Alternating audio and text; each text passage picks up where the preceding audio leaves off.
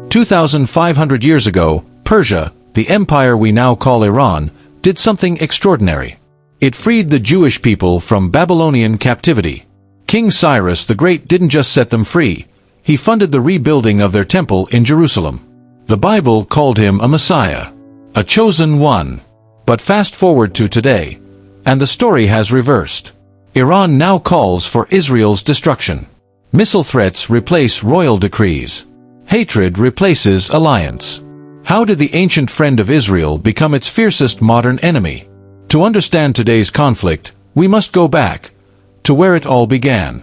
Long before the modern state of Israel existed, before Zionism, before the birth of Islam, there was Cyrus.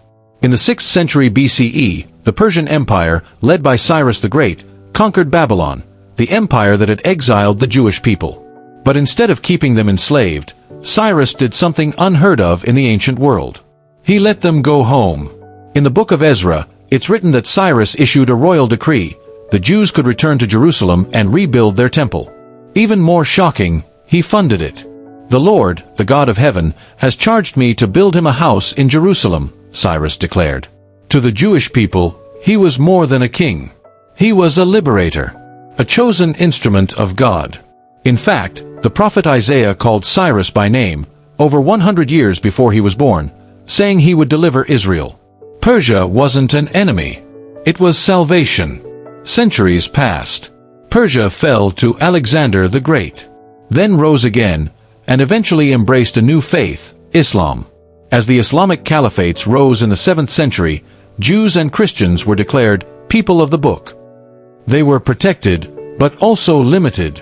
Persia, now part of the growing Islamic world, entered a new era. For a while, Jews in Persian lands lived in relative peace, even thriving in places like Isfahan.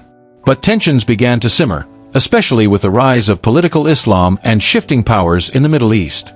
Then came 1948, the founding of the modern state of Israel. To Jews around the world, it was a miracle, a biblical prophecy fulfilled. But to many Muslims, it was a catastrophe, al-Nakba.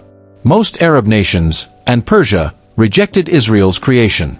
The alliance of Cyrus was forgotten, and the ancient friendship began to crumble.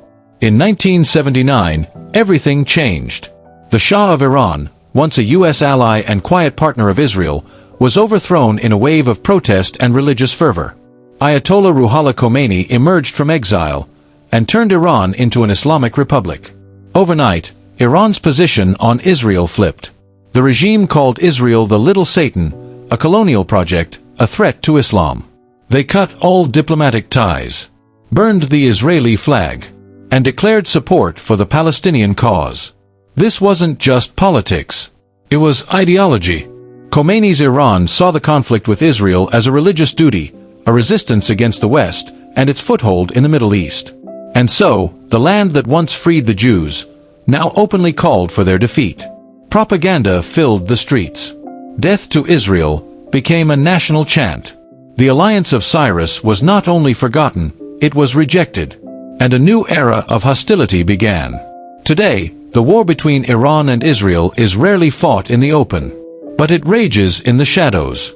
Iran funds and arms proxy groups like Hezbollah in Lebanon and Hamas in Gaza, sworn enemies of Israel.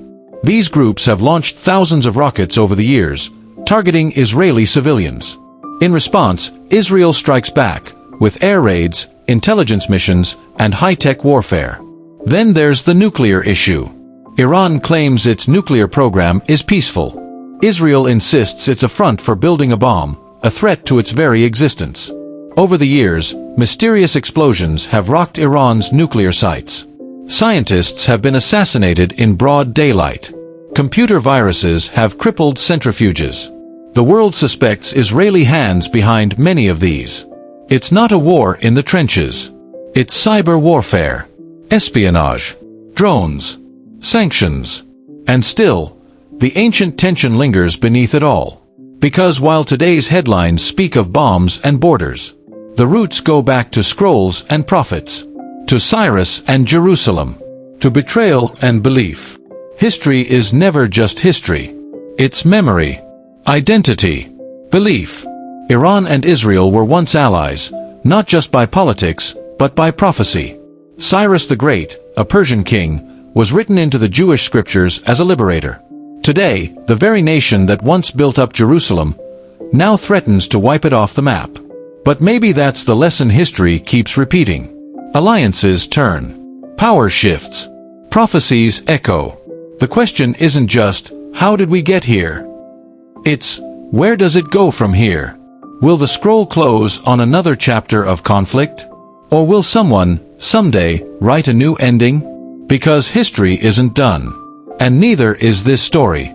Subscribe to Forgotten Realms and uncover the truths they left out of the history books.